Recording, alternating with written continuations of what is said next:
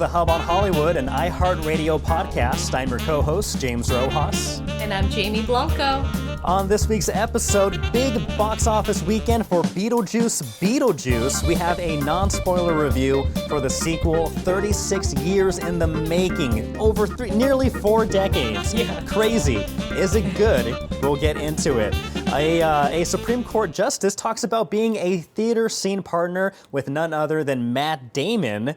Hugh Jackman revealing his workout routine for Deadpool and Wolverine and the manpower needed to bring that physique out in all its glory. Yeah. Minecraft, the movie, the trailer just came out. Are people loving it? Are people hating it? We will get into that as well. But Jamie, first we have to talk about Bostonians and how they've had enough of all of these terrible Boston accents in movies.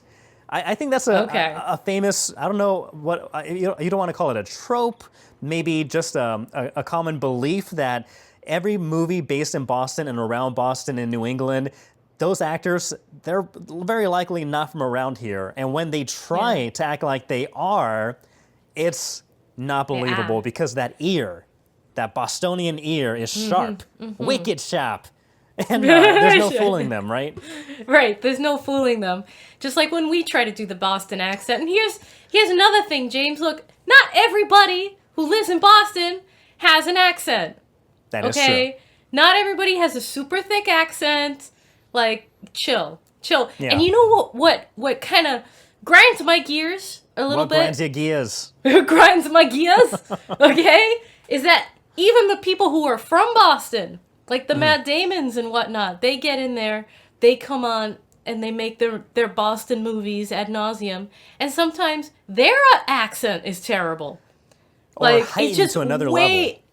Right. It's just way forced and way extra. It's like not the way that they actually talk, even though they grew up here. Yeah.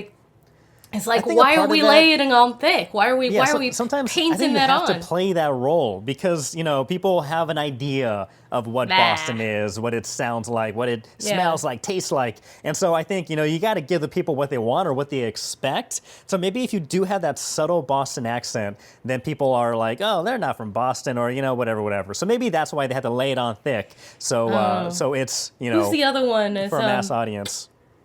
From, what was it, Pitch Perfect? Jimmy Fallon, Perfect Pitch? Yeah, Pitch Perfect. No. Pitch Perfect. Pitch. Something like that, yeah.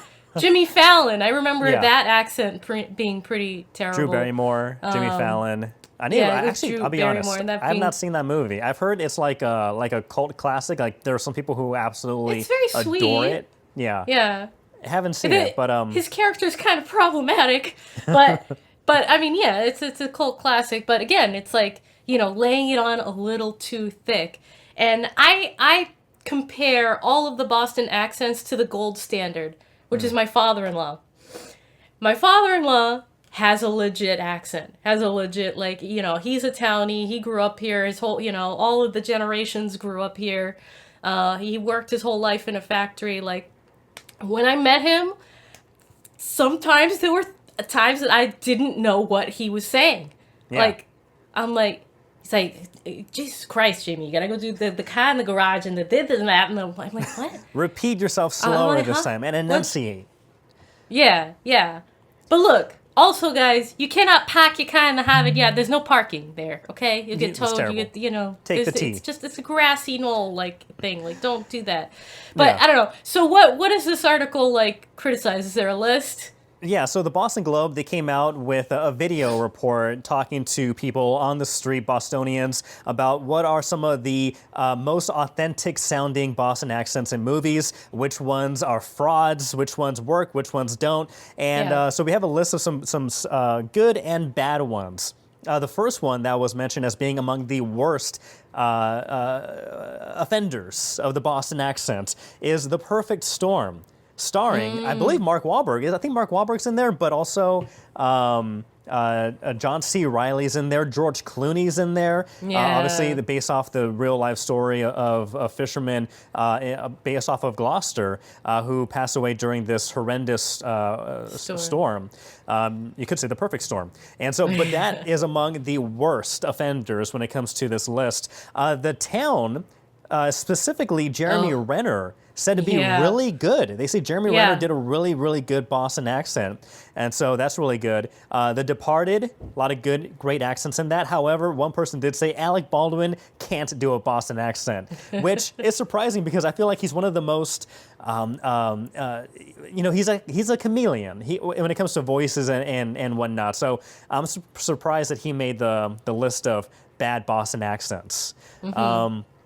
It gets better, though. Have you seen Ray Donovan? I've heard it's a really good show with Liev Schreiber. I think Liev Schreiber is in that movie, that show. No, I haven't seen that one. But Ray Donovan said to be among the worst Boston accents. Oh, no. Blow, starring Johnny Depp, among the worst. Kevin Costner in 13 Days. One of the Boston Globe reporters said that he's speaking like his mouth is filled with gumballs. And there's a perfect scene of like that clip. And yeah, it's crazy. But given praise and kudos, no surprise, of course, Mark Wahlberg in Ted. And the boys of Boston, Ben Affleck and Matt Damon, again, even though they may be laying it on thick sometimes, they do seem to be nailing it. And so, and we recently saw that with The Instigators, with Matt Damon and Casey Affleck. So that's right. And all those Boston and all those Dunks commercials they've been doing in between too. Bill Burr. Bill Burr's fantastic. Yeah, I know. Speaking about those commercials, but Bill Burr was also in an SNL skit, but he was also in a Simpsons episode where the Simpsons visit Boston. Yeah. And there's a part where and he has one of those voices where you can tell immediately it's Bill Burr. And so there's a part where he goes, "The cat, look out for the cat." And Homer's like, "The what? The cat." And this cart tips over on Homer. It's hilarious. So, so of course, when in doubt, hire a local to fill that Bostonian role because people will be able to tell you're not from here. You're not from here, dude. You're not from here, dude. Hey, dude. Can I just share real quick my best Boston accent story? I might have mentioned it before. Go for it. But Harvard Yard. I was down in Harvard, and I was going to my favorite burger place, Mr. Bartley's. And there was this, I think he was a homeless gentleman who was yelling at a woman on the street. He goes, "You there! You there! Yeah, you!" And the woman turns. She's like, "Oh my God, me?" She's like, "Yeah, you should be arrested." And she's like, "Oh, no, why? What?" "Because you stole my hat." Everybody started laughing. He's like, "You like that? You like that?" Now, really? Marry me now. You stole my hat. Here's my Boston accent story. So I had just moved to Massachusetts in the Boston region, and I was going back home. I have a cat, and so I had no one to watch JB, who is also known as Special Agent Jack Bauer, but no one was here to watch JB. So I went to one of those cat hotels, or you put the cat there to watch them for the week. And so after I come back, pick up JB, and I'm paying for the service, and then the person who's behind the counter goes, "Do you want to put it on your CAD?" And I'm like, "I'm sorry? Do you want to put it on your CAD?" And I'm like, "CAD." She goes, "Your credit CAD." I'm like, "Oh, credit card. Yes, I'll put it on my credit card." And so that was one of my first of many Boston accent interactions and interpretations. I thought you were going to say that JB came home and had an accent, was going, "Meow." Yeah, dude. All right. Well, speaking of some of the best Bostonian accents and who can do them, Matt Damon. Let's talk about Matt Damon. He's in the news again in a sentence that you probably would never have thought you would have heard. But Matt Damon, when he was in Harvard in a theater class, one of his scene partners turned out to be one of the future Supreme Court justices of the United States, and that is Ketanji Brown Jackson. She confirmed recently, because she's on this press tour for this new book that's coming out soon called Lovely One, but she revealed that she and Damon had a notable run-in a long time ago, and that was when they were doing this scene together in Harvard. And she says, he probably won't remember this, but yeah, like I was partners with this guy. He was well known on campus. People knew who Matt Damon was just because of his persona, of his drive, of his character. And so, she was very happy to be in a scene rehearsing with Mr. Matt Damon.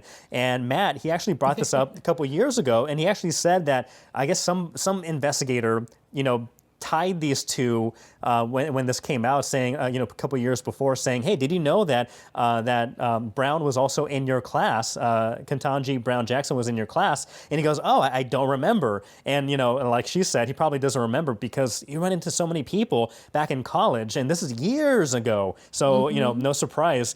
But that's fun. Like, you never know who you are going to be interacting with, who you're going to be in the class with. Could either be the future biggest star in Hollywood or one of the biggest rising stars in the Supreme Court Justice. Do you have an interaction like that? Because I do.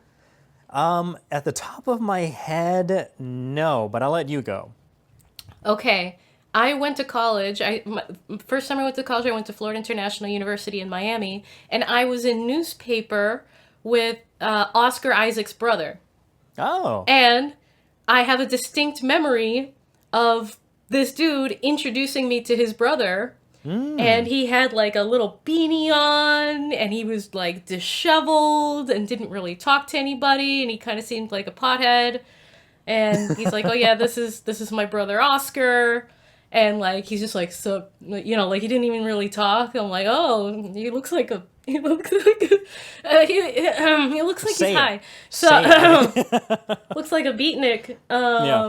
Nobody says that anymore, but I'm like, well, okay, that's cool. And that was it. That was my and then he went off to become Oscar Isaac. I'm like, I should have actually tried to talk to the guy. You missed your opportunity to shoot your shot and marry Oscar Isaac. He didn't seem that approachable. Didn't seem like my type at the time. So. Is he your type now? I won't tell your husband. I'm kidding. Don't tell Ron. Yeah, no. He's in Star Wars, Poe Dameron. No, I don't have a story. I don't have a story like that, but I had to go through my memory files to see if anybody ever you know why? exploded. It's because you are the famous one. Am I the famous one? You are the famous goodness. one. I apologize for everybody who knows me to know, like, oh, I know James Rojas. Like, sorry, it's not much, but Star reporter at WPC. All right. Well, talking about what can we talk about? Glow ups to transforming yourself into something bigger, better, badder. Let's talk about Hugh Jackman. So Hugh Jackman, I think everybody has seen Deadpool and Wolverine by now, and so no shock, no surprise, and it's all over the internet. There are clips and thirst trap videos out there on TikTok and Instagram of Hugh Jackman when his shirt, his uniform, his getup busts open to reveal those oily six-pack abs and pecs and arms of steel, yada, yada, yada. I will admit, I thought that was CGI. I'm not going to lie. I thought that was CGI because I had heard that Hugh Jackman didn't put as much work. I'm wrong, but I had heard that he had not put much work in to like get as big as he had in previous years, just because he is older and it takes such so much effort and such a strain on your body to go through that process. And so I thought, okay, maybe it was CGI. Maybe he did work out, he's in good shape, but like they may have used a body double. So when I watched it, I was kind of like, okay, well, yeah, that's a good scene, yada, yada. I find out through behind the scenes video and pictures is that, yeah, he actually did get ripped for this once again. I figure, you have to be committed to do this if you're going to be in a movie with Deadpool / Ryan Reynolds. And so he recently went on Instagram thanking his team for getting him into Wolverine tip-top shape again. And he said that it took 8 people to help him get in shape, whether that's nutrition, whether that's exercise. I'm sure a lot of that was mental, the fortitude to go through that whole process once again while you are, higher up there. I think he's in his 50s, like mid 50s or so. Yeah, I thought he was in his 60s. Isn't he? He's not in his 60s, is he? No. We need to Google this. Jackman. Está viejo. Age. He's old. He's 55. 55. Okay, there we go. Yes, All right. that's not old. You just offended so many people. I'm sorry. I mean, the 50's the new 30. There you go. Right. Especially if you look like Hugh Jackman. But speaking of that, again, Hollywood, especially with all these superhero movies, you have these actors who go through the regimen, who get paid to work out, to eat well. They have a cook, they have a chef, they have all this stuff planned out for them to get into that shape, make it possible. Because for the average man or woman, if you're living life, going to work, taking care of kids, all this other stuff, you're not doing, or you can't do all this stuff. And so I think a lot of people already know that, like, yeah, these actors, there is a whole team of scientists basically making them into this superhero person. But there's this some article. people are surprised. Yeah, I know. This article came out saying like the lies of Hollywood, like don't fall for the lies of Hollywood, and going after movie makers for like putting this unrealistic image of a man or a woman in this tip-top shape and putting it out there. And I'm sure there must be people out there who don't know that of all the hard work it goes into this. But I think for the most part, like, this isn't Hollywood lying to you. This is Hollywood being Hollywood. This is it. This is the show. This is what they do. And I don't think anybody realistically believes that, this is the ideal human form, this human specimen. This is like extra above and beyond. It's like, are you surprised? Like, how, why, what are you upset about? Like this, it's Hollywood. It's all smoke and mirrors, and it's not real. That's the point. That's part of the appeal. Part of the appeal is like, here is an ideal that, I can't accomplish or see really in real life, but I get to enjoy it, visually on the screen and, aspire to it. Enjoy it more than most, some people. Yeah. Deadpool, perfect representation of like, I was going to say the female gaze, but it's like everybody's gaze, like, right when he pops out and he looks up and down and he's like, gives the approving like, nod. Damn. And I like how they built it up too, because he's like, earlier in the movie, he's like, he's not going to take his shirt off. He let himself go after the divorce, which is, another breaking the third wall or whatever. Yeah. But yeah, it is what Hollywood is, like you said. And not too long ago, I remember, male actors in particular talking about that washboard ab and how to achieve that is they literally dehydrate themselves because it is not natural, it is not normal, it is not healthy, right? It is healthy to have those abs with a nice layer of like hydrated flesh and fat above it. When you have that super definition, it's like they are my flesh is a little more themselves. hydrated than most right now. It's that's healthy. That is healthy. That should be the real ideal. You know what I mean? Yeah. And I guess you could get into that discussion of, well, we should be portraying like the real abs up there, to become the ideal. It's like, you know what? But sometimes I just want to see. Yeah, but these are superhuman people in this superhuman world. abs. Superhero abs. And so, yeah, like Captain America, like he's a super soldier who's like filled with like super serum to make him like that strong and big and buff and stuff. So, and then the Hulk, he literally transforms into like a big muscle that can beat up anybody. And so, yeah. But to quote Captain America, that's America's ass. It's America's ass. That's a direct quote. Yeah. Don't sue me.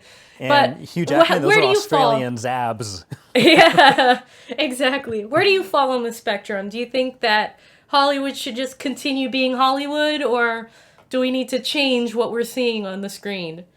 Nah. So let us know down below. If you are watching us, be sure on YouTube, be sure to like, follow, subscribe. If you are listening to us either on Spotify, Apple Podcasts, iHeartRadio, thank you very much. Leave a review, because it really does help us out when you leave a review. Share the podcast with your friends or family. Anybody else who's a big movie buff who loves dissecting stuff, especially here in New England, the filmmaking here. Spread the love. Follow us at Hub on Hollywood on the social medias, on TikTok, Instagram, Twitter, Facebook, yada, yada. Now, let's hop, Jamie, from one controversy to another controversy, because unlike this really good run of video games turned into movies streak that we're on, including The Last of Us, including Sonic. There's a new movie based off a very popular game that is not sitting well with everybody, right? That's right. So, James, I don't know how much of a gamer you are. Big gamer, but the biggest gamer. I don't believe you. But, so, Minecraft, the movie, brought to you by Warner Brothers, has some people who are fans of the actual Minecraft game, questioning the choices that have been made here. If you haven't seen the trailer, go and check it out real quick. But Minecraft, the game, is a game that's been around for 15 years or so. Everything is pixelated, little blocks, but it's a tremendous, world that you can explore. There are zombies that come out at night and chase you. The whole 9 yards, right? And then you have to dig. You have to mine, you have to create tools, and you have to battle your way through the world. You have to fight a dragon at the end. That's Minecraft, right? And there has been a tremendous amount of media that has been created around this. Toys, love, excitement for the games, and now a feature-length movie starring Jack Black as Steve in the blue shirt. But, James, it doesn't look like what fans are used to, right? What fans love is the pixelated nature of the world of Minecraft. The pixel sun, the pixel trees, the pixel people, the pixel animals, everything, right? Because that's what the toys look like. The weapons, the tools, the media. There have been little and sometimes really big fan-made movies that have been very popular and well done. And for some reason, this Minecraft movie is hyper-realistic CGI with live-action actors, Yeah. In the Minecraft world. And so a lot of the fans are talking, one in particular said it looks like Teletubbies. Like, it's just so out of place to have these people walking around this world, as just physical human beings. And the character design seems to be an issue here for the animals, for the weapons and tools, like the sword, right? The iconic sword that is Sure. a toy that the children run around with. Like, it looks like a stick. It doesn't even look like a sword. So there have been a lot of criticisms Right. So for around me, this. I'm not a part of the Minecraft world. I know what it is, and I've seen you can build a lot of stuff in there, and people have built like entire cities or planets and with these blocks. I don't know how that works, but for me, as somebody who's seeing it mostly from the outside in, it looks not that good just because for the very fact that you have these humans, again, Jack Black, Jason Momoa, Emma Myers, Danielle Brooks, Sebastian Eugene Hansen, and Jennifer Coolidge.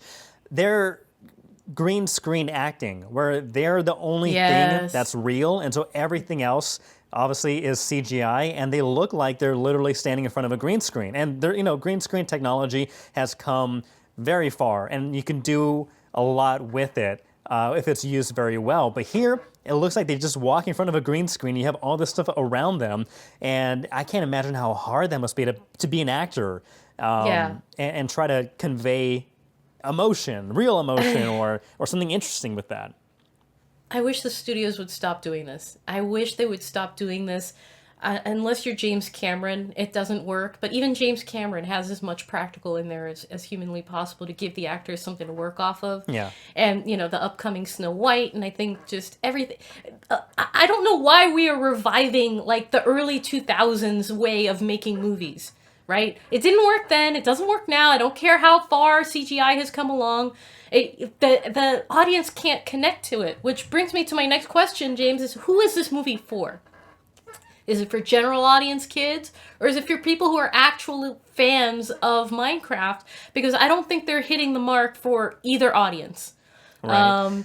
I think if you're going to make the cubic world, you got to commit. You got to commit to the cube. Okay, Yeah. that is the joy of Minecraft.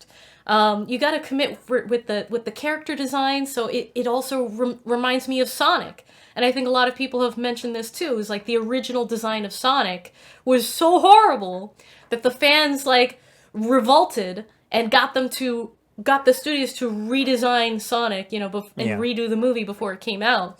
And I don't know if that's gonna happen again here, but like if the animals are a little bit square, but like I don't feel like there's enough commitment to the design that everybody loves so much about the Minecraft world. So I don't know how this is going to be successful if you're like just shooting for the middle and you're not really sure who you're making this movie for.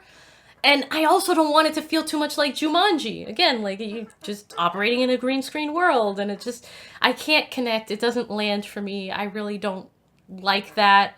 Some elements are, okay. They look, good. Like when there's a part where they, cut into a tree and there's a floating cube, and it's like, yeah, you've got the floating trees.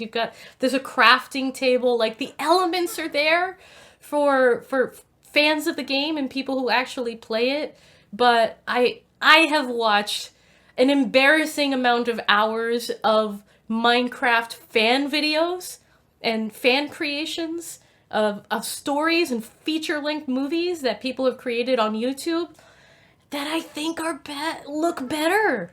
Well, Right? because it's using the actual game physics of it, right? So Right. that's going to naturally just look better. So I think what they did with the Super Mario movies, like they just used they just used the characters as they look in the video game, and so there's no live action Right. people. So would you prefer they just do that, like all the characters are Yeah. these block humans? And 100%. yeah, I don't know why they went with this route of going. I want to see pixelated Jack Black. I would love to see pixelated Jack Black and have him voice that character.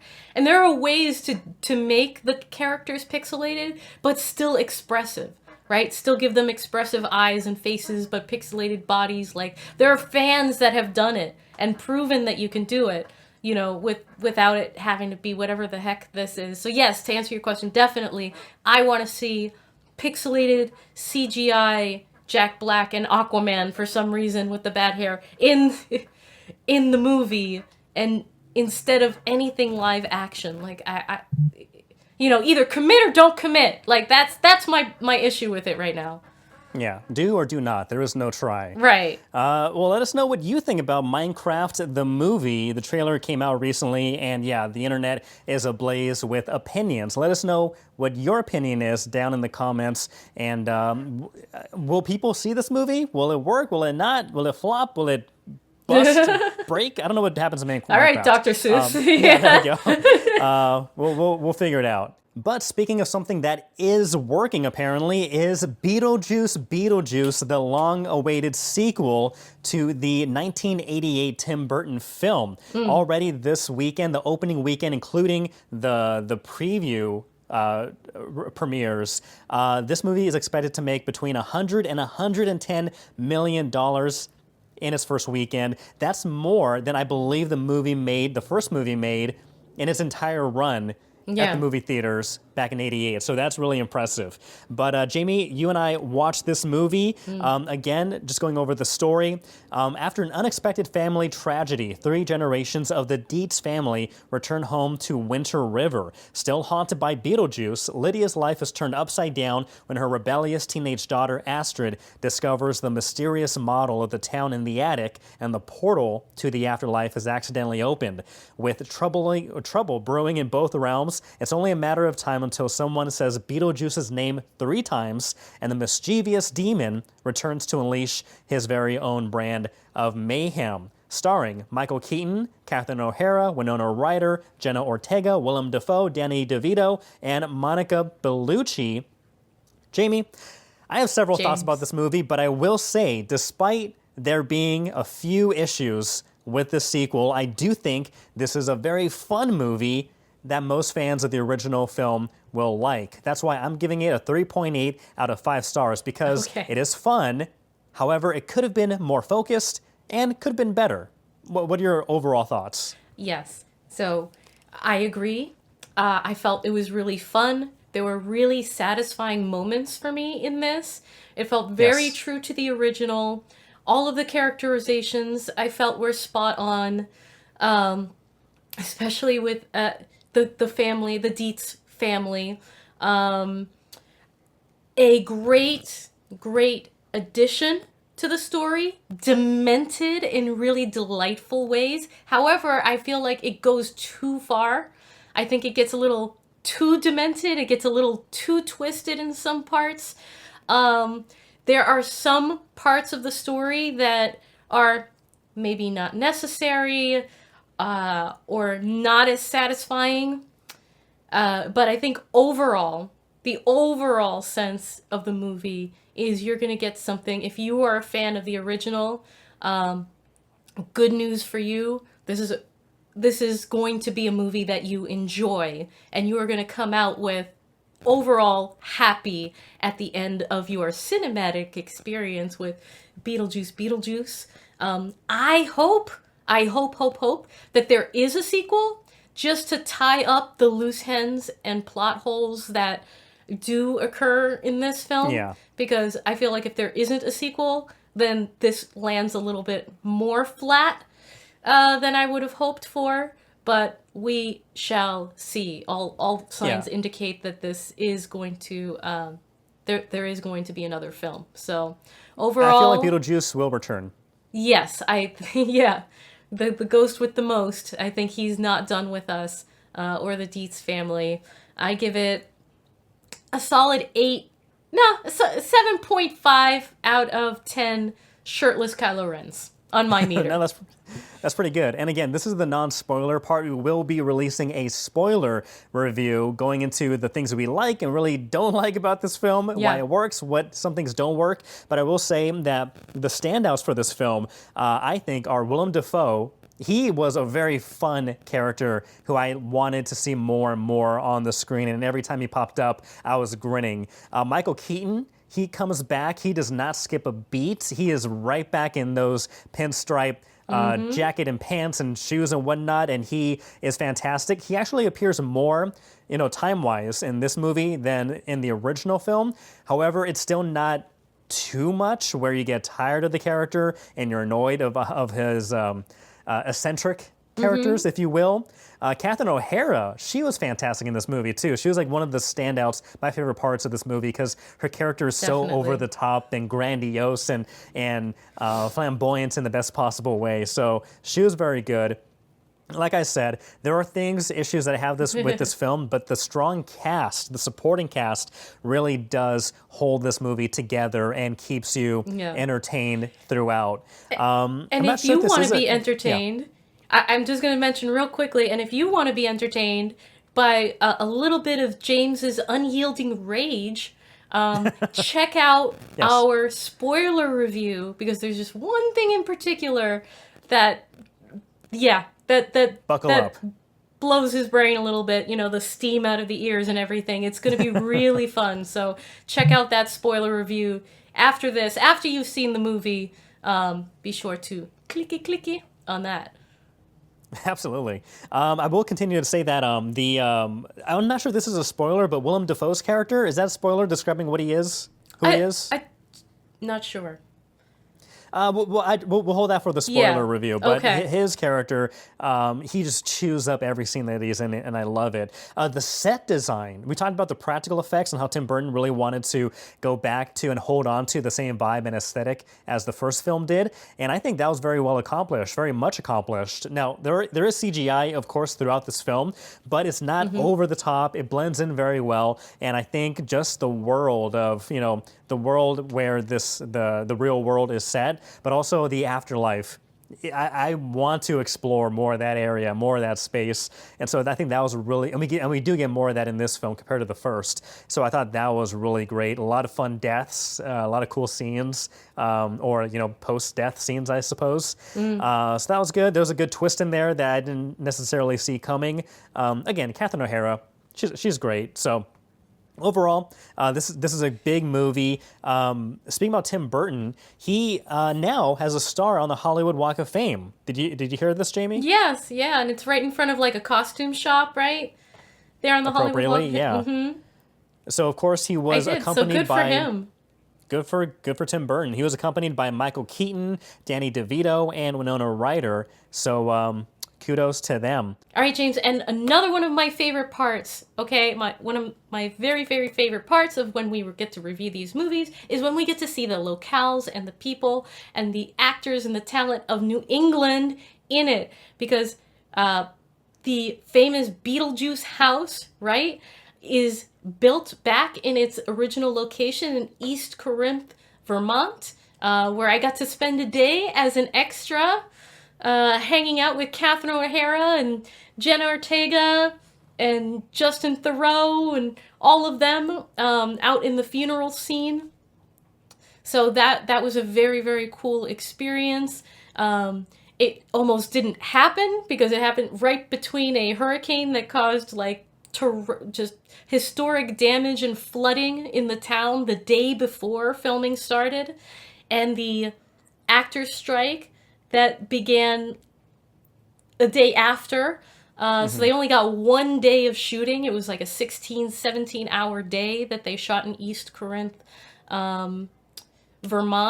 And then they came back after the strike and they shot in Melrose, in the house with the tree house. So it's just very cool to see the people, places, and things of New England in these iconic films. So that is really amazing.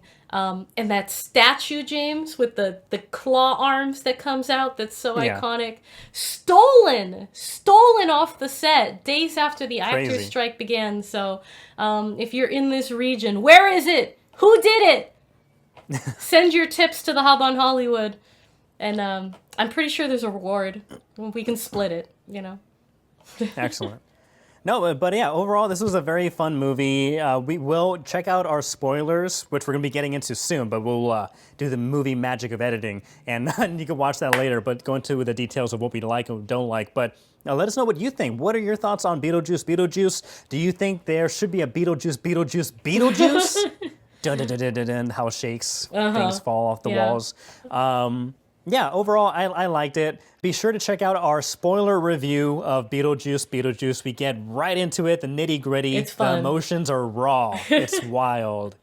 Feel it with us. James is hurt. James is hurt. But yeah, it's going to be really fun. Let us know what you thought about Beetlejuice, and everything else we talked about today. Go see the movie. Go see our review. As soon as you get home. Yeah, do it right now. Now. Awesome. Well, for the Hub on Hollywood, I'm James. I'm Jamie. We'll see you next time. Have fun. Bye.